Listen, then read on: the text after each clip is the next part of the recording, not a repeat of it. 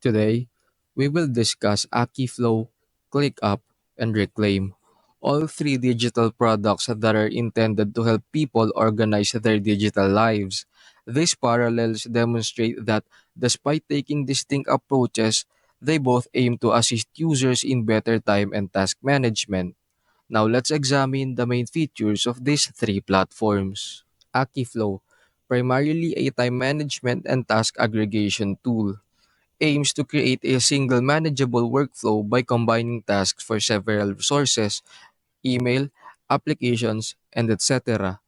A strong focus on effective task management and time blocking. ClickUp, an all-inclusive tool for collaboration and project management, created for both individuals and teams in need of strong project tracking, task management, and collaboration tools.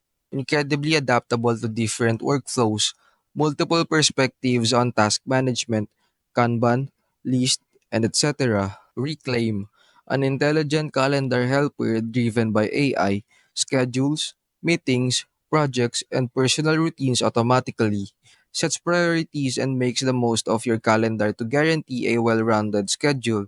Calendar schedule that is automated, setting aside time for routines and tasks, Google Calendar integration, AI powered scheduling. All in all, it's managing project workflows, simplifying task consolidation, or improving calendar plans. They all strive to maximize workflows.